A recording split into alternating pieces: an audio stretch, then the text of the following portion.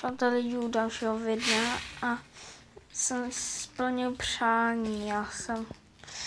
Jak jsem v minulém videu říkal,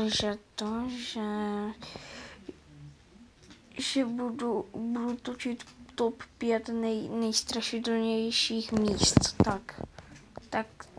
Tak teďka to jdu točit. Další topový dvouminutovky, tentokrát s 5 nejstrašidelnějších míst naší planety. Jako vlastní Mexika, Pripyat v Černobylu. Ježiš, já jsem si asi prdnul. Tisíc lidí se přes noc kvůli výbuchu jaderné elektrárny změnilo v město duchů. Vše tu zůstalo přesně tak, jako v roce 1986 před evakuací obyvatel. Na prádelních šňůrách stále visí prádlo, na pískovištích jsou stále dětské hračky a obzvlášť děsivě působí opuštěný zábavní park se zrezlým ruským kolem a autodromem. Jak vypadá hřbitov na skále, se můžete podívat v Sagadě na Filipínách. Zavěšené rakve jsou doklady dávného a hrůzně působícího způsobu pohřbívání lidí, podle kterého platí, že čím výše jsou zemřelí uložení, tím blíže je jejich duch k nebi. Já bych chtěl zkusit být nahoře. Síť podzemních tunelů a jeskyní pod pařížskými domy a ulicemi čítá podle různých zdrojů až 300 kilometrů. Od konce 18. Jo, no to jsem slyšel. 6 milionů lidí. Místo plné chodeb a hromad kostí vytvořilo řadu legend. Podle některých se tu dá najít brána do jiné dimenze, nebo přímo do pekla. První kříže se na Křížové hoře v Litvě objevily po lidovém povstání v první polovině 19. století. Jehož oběti tu byly pohřbeny. Další přibývaly, dokud je vládnoucí režim nenechal srovnat se zemí. Ale místní obyvatelé je opět styčili. Dnes jich tu je přibližně 50 000 a dále přibývají díky legendě, která říká, že kdo nahoře přinese kříž, čeká ho dobrý osud. Nejděsivější dům světa nechala postavit bohatého impéria Sarah Winchesterova, která byla posedlá myšlenkou, že jí pronásledují duchové. K jejich zmatení měla posloužit spleť tajných chodeb. Mi to vypadá trochu jak z filmu. K domu, kde se nachází 160 místností, 3 výtahy, 40 Kámo, to je gigantický. oken mají orientační plánky lidé, kteří tu pracují. Mnoho návštěvníků vypovídá o temných Kámo, abych tam chtěl bydlet. Promiň, ale chci. Tak, kam byste se chtěli mrknout vy? Napište do komentáře, přidejte like, odběr se zvonkem a u dalšího pokračování zase brzy a... Tak se jdeme kouknout ještě na další, protože to je jako krátké.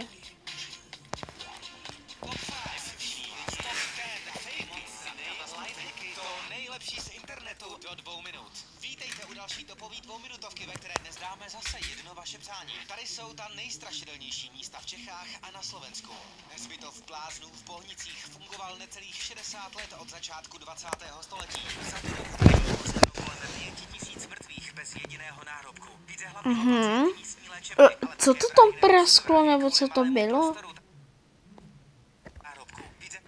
Tuto. Co to je? Co to je? To je prostě světlo, nebo co? Co to je? Hlavně o pacienty místní léčebny, ale také vrahy nebo sebevrahy. Kvůli malému prostoru tady byla mrtvá těla pohřbívána přes sebe. Možná i proto se hřbitově říká, že to je místo s nejvíc negativní energií. Kámo, to znám. Tam byl ten youtuber, jak se sakra jmenuje. Já nevím prostě. Na svaté půdě, ale jsou tu zároveň hřbitovní ostatky zhruba 40 000 mrtvých, kteří zemřeli při morové ráně během 14. století. O víc jak století později jistý mních vystavil z kostí mrtvol pyramidy a ty pak ještě vylepšila architekt Santini, který z kostí vytvořil sloupy, portály, lustry, plastiky a svícny i erby na stěnách. Dokonce i CNN zařadila sedleckou kostnici mezi nejpodivnější a nejděsivější místa na světě. Hrad Houska podle legendy střeší bránu do pekel, ze které do našeho světa přicházejí zlé síly. Jo. Tady jsou slyšet zvuky podobné krokům a Počkej, tam něco bylo, ne? zlé síly. V noci tady jsou slyšet a nejděsivější místa na světě. Hrad Houska podle legendy Dobré, to není na to. Ne. Tam jsme byli. CNN zařadila sedleckou Dělej. mezi nejpodivnější a nejděsivější místa na světě. Hrad Houska podle legendy Ticho. Tu jsme byli, no, tak to jsme v prdeli. I my jsme vedle toho proplavali, My jsme byli tady, můj tata si to tady fotil. No, tady. Tady jak tam mě to, ta stop, tak to jsem, V noci tady jsou slyšet zvuky podobné krokům a fotografie z hradu. čekejte, já se dokouknu na mapy. Kdyby náhodou to bylo na tom místě.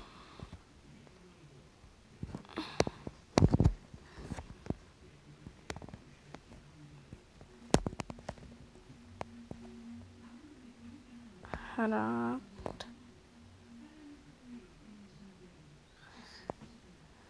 Zámek Český Těšín, ne. Počkej, chleb.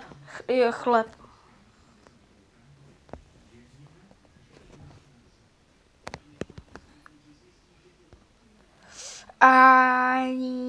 Kaj to je. Ohře. To si nějak podobně. Počkej, já jdu dál.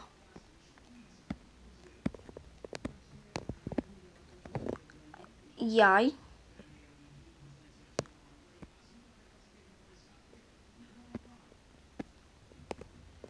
Sorry, já se lidi podívám.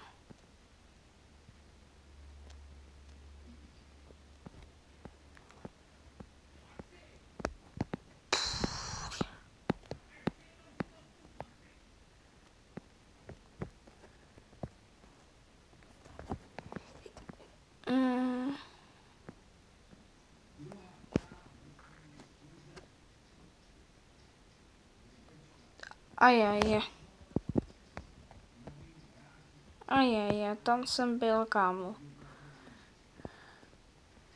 Kámo to je na druhé straně, kámo, Těšína, kámo.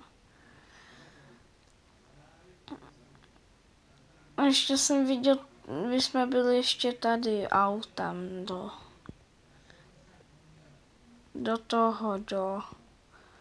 tady, do Řecka autem. To bylo někde dole, někde tam.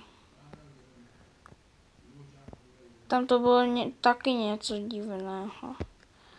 Tady? Ne, tady ne. To je asi tady.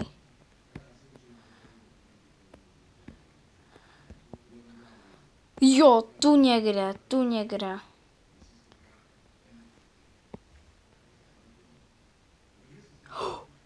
No, to už tady není. Ne, to je někde jinde. Kde to je?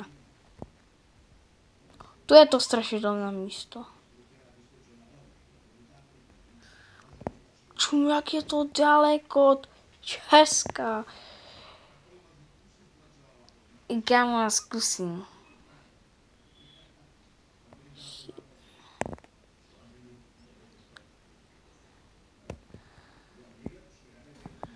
Počkej, jak se to dává? Až kde bydlím? No tak to... No tak to se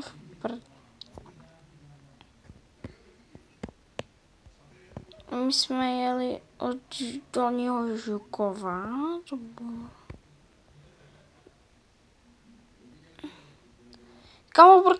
Kámo? To je jináčí barva, kámo. To je jináčí barva. Cože? Jaká je Český Těšín? Tu si Těšíňáku. Žukov. Sorry, kámo, trávím čas. Kde máme dům? Tu někdy. Tu se to staví. Tady je lesíček. Tady jsem to šel s mojím bráchou. Ježiši, to už je někde daleko.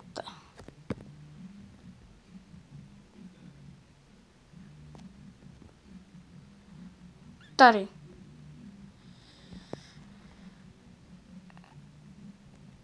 Ne, tady. Tak. Dobré, já trochu hodně trávím čas s ním. Kámo, fakt sorry, že jsem trávil, kámo, milion let, kámo, v tom, kde to je. To je. Ne, nečumím.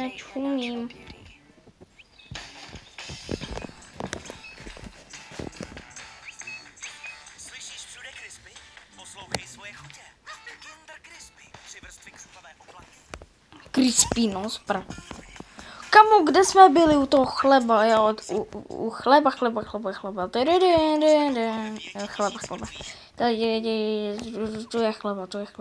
Bránu do pekel, ze které do našeho světa přicházejí zlé síly. Tady jsou slyšet zvuky podobné krokům a fotografie z hradních prostor jsou často rozmazané. Pokud byste tu chtěli přenocovat, měli byste se připravit na přízrak mnicha bez obličeje zahaleného do černé kávy.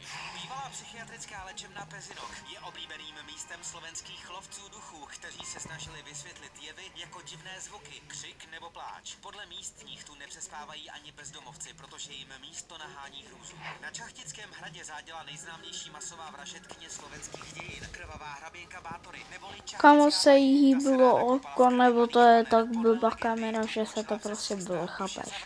Tady zůstávají, dokud se nepomstí, Kam byste se chtěli podívat vy? Napište do komentu. Do toho chleba, kamu, do chleba si chci, já si dám. Čekejte, já si dám chleba, počkej, já mám chuť na chleba.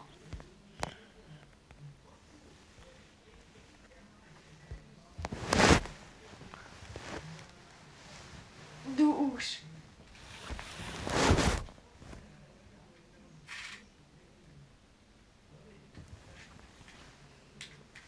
Jo, dobré, už jsem si šel pro chleba.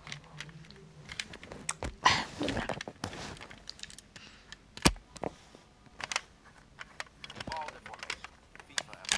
Tak čaute. Mám to chleba, dobré. Tak čau, čus. A dejte like odběrem. Sorry, tak čus.